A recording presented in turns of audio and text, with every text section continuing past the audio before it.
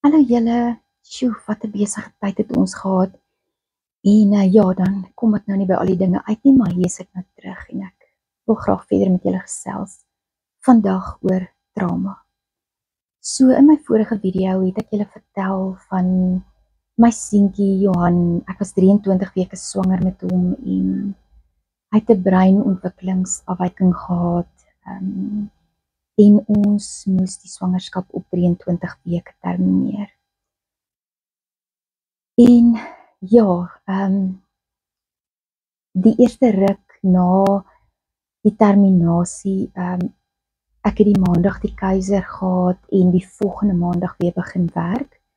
Ek weet nie van jou nie, maar my default manier van trauma hanteer was altyd om net, ek wil amper sê dit agter my te sit, soort van, jy weet jy, die lewe gebeur, dis besig, jy moet aangaan en myself toe te gooi onder werk. Ek was 'n workaholic, ek kon dit al aan my gesin erken, ek kon dit wel eers aan myself erken, aan my gesin erken, en verskoning vra.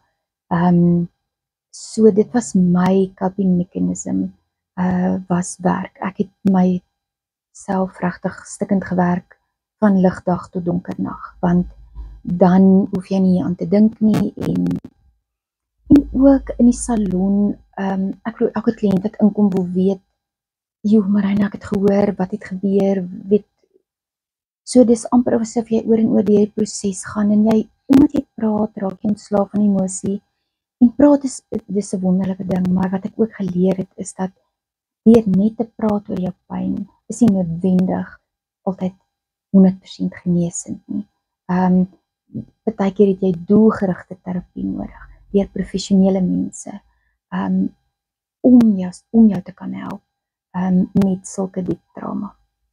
So ja, ek het dit agter my gesit, week later net weer baie hard begin werk, en ek moet sê die eerste 3 maande na so trauma, miskien het jy dit ook beleef, almal bid vir jou, almal loer in by jou, almal wil kom hoor, hoe gaan dit, is jy okay, familie, vriende, kerk, selgroep, almal kliënte, almal is super ondersteunend, en baie dankie vir dit, dit dra 'n mens, dit dra jou, en dan, wanneer die lewe weer aangaan, en dit begin rustiger raak, en almal weer met hulle lewens aangaan, en die ondersteuning raak minder, is dit asof hierdie ding jou bekruip, asof die realiteit jou tussen die oë slaan, en dit was 3 maande na dit, en ek moes gedroom het, want ek het die oggend wakker geword, en al wat ek oor en oor in my kop hoor is, ek het 'n aborsie gehad, ek het 'n aborsie gehad, ek het die besluit geneem. Hoe kon ek die besluit oor lewe en dood neem? Hoekom het ek nie net gewag dat hy self doodgaan nie? Hoekom het ek nie net gewag tot daar nie meer lewe is nie, tot ek nie meer beweging voel nie? Hoekom, waarom, wat? Jy weet, en al hierdie honderde emosies wat deur jou kop gaan, en Sjaal is onderste bo toe ek het van vertel, want hoe is dit ewen moontlik dat ek kan twyfel nou daaroor, want ons het hierdie absolute goddelike vrede gehad, ons het herhaalde kere gaan seker maak by die Here. En hier ruk ek letterlik nou ons albei se fondamente onder ons uit, want ek is nou emosionele wrak, en geestelik, ek het vrede gehad, nou het ek nie vrede. Jy weet, so nou ek is in 'n toestand, en in daardie tyd, omdat die mens partykeer 'n behoefte het om met jou maat te praat, die mans het nie altyd daai behoefte nie, hulle hanteer dit partykeer baie beter deur dit te file, soos wat ons ook maar doen, maar ons sal nog bietjie praat, ons sal praat daaroor, en ons wil partykeer met jou maat daaroor praat, en hulle wil nie. En ek onthou later het iemand hierdie wyse ding vir my gesê, dat Marina, jy is miskien 'n sirkel, maar jou man is miskien 'n driehoek. En nou wil jy hierdie sirkel binne in hierdie driehoek forceer. Niemand hanteer trauma op dieselfde manier nie. Daarom is dit nie goed om jou manier van trauma hantering op ander mense af te dring. nie, en dit was sulke wyse woorde vir my, dit het my heeltemal 'n ander perspektief gegee.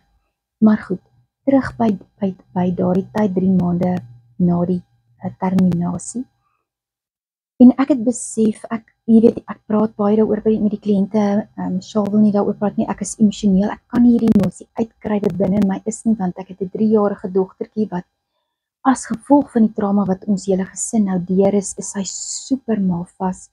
Ek is hyper oorbeskermend oor haar, want ek is bang sy kom iets oor, ek is bang my man kom iets oor, en jy sien, dit is wat trauma doen, dit maak 'n deur oop vir vrees.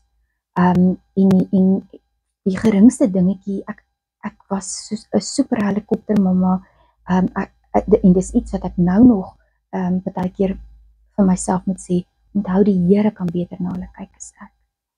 En so ek het besef, ek gaan tyd met die Here moet spandeer, en jy weet, hierdie ding met hom moet deurwerk, en dit was eintlik so wonderlik, in die oggende, net om by die Here te sit, en met hom te praat, en met hom te stoei, en vir hom vrae te vra, en die Heilige Gees wat jou bedien, en so. 9 maande na die terminasie, het ek besef, maar iets is besig om met my liggaam te gebeur, en daai absolute paniek het my beetgepak van, hoop nie ek is swanger nie, want ek is liggaamlik nie gereed nie, emosioneel glad nie gereed nie, geestelik werk ek nog hierdie ding deur. Ek het 'n swangerskaptoets gaan koop en ek was swanger. En die skuldgevoelens wat saam met dit gaan, want ek is nie eintlik opgewonde gewees, jy weet, ek het vrees gehad, dit was my eerste emosie, was vrees. En Here, net nie nou nie, en wat as alweer, wat is dit weer gebeur, wat is daar weer fout is, wat as, ek is glad nie gereed hiervoor nie, ek in alle opsigte, so, ek het hierdie verwoestende vrees dat daar fout is. Ja, en almal om jou is so opgewonde, want onthou jy deur hierdie verlies gegaan, en almal wil hê jy moet weer swanger wees, en jy weet, dit is eintlik 'n wonderlike ding wat gebeur, en weer skuldgevoelens, wat dit maak net hierdie maalkolk al groter, want mense is opgewonde, jy voel skuldig, jy voel, jy is bang, jy het vrees, en ja, die eerste 2 weke was vir my taaf, nadat ek hierdie nuus gekry het, en daarna het ek begin rustig raak, en vrede kry, en besef, maar God is in beheer, en hoe wonderlik is dit dat ons spontaan swanger geraak het, want hoe het ons gesukkel om met ander swanger te raak, en hier het dit nou net spontaan gebeur. So, ja, dit was eintlik my wonderlik, hoe die Here my kop gedraai het. Dit was eintlik amazing, omdat ek tyd met hom elke oggend spandeer het. En ek onthou hierdie spesifieke Vrydagoggend, ek het op 5 weke uitgevind ek is swanger, en dit was nou 8 weke. Ek is toe 8 weke swanger.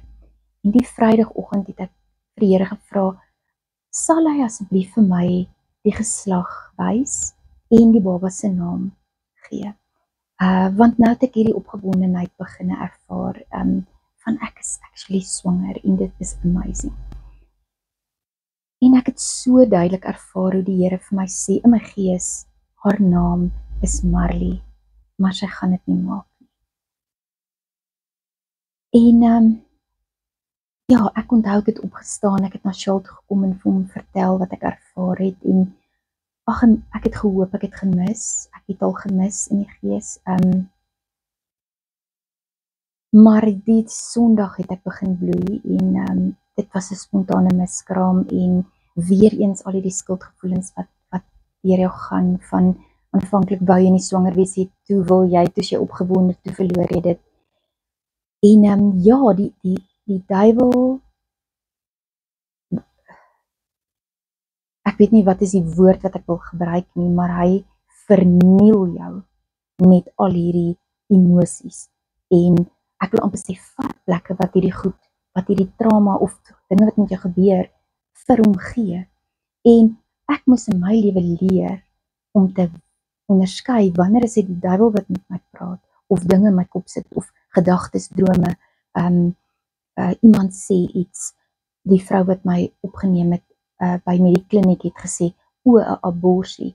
En dis wat teruggekom het na my. Toe oor en oor is dit wat ek in my kop hoor en jy weet of ek wou nou nie hierdie swangerskap gehad het nie, maar nou is ek swanger en toe ek nou vrede maak daarmee en jy weet al die dinge en die duiwel het al hierdie vatplekke waarop jy kan kap en hy kap jou.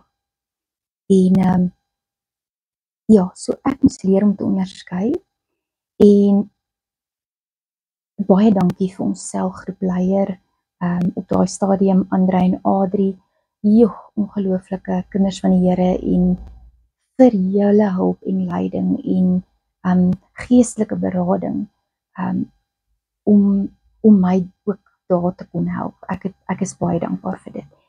En in 'n latere video sal ek ook vir julle vertel hoe die Here my by 'n plek uitgebring het waar ek by 'n professionele geestelike beraader kon uitkom en hierdie trauma stukkie vir stukkie kon deurwerk. En ook die nagevolge van al die trauma. Jy weet, goed wat jy nie eers eintlik van bewus is nie. Wat jy mee stoei, maar nie besef dis nou eintlik nog die sterkte van nie. So, ja, 'n spontane miskraam is beslis in 'n mate makliker om te hanteer, te verwerk, as wanneer jy 'n besluit moet neem om 'n swangerskap te termineer, maar geen trauma is sommer nie niks nie. En ons moet baie versigtig wees om nie iemand anders se trauma af te maak as, ag man, dis nie 'n druppel in die emmer teen waardeur ek is nie, of hoe kan jy nou so ongedop wees oor so ietsie, jy weet jy was maar 8 weke swanger. Nee, verlies bly verlies.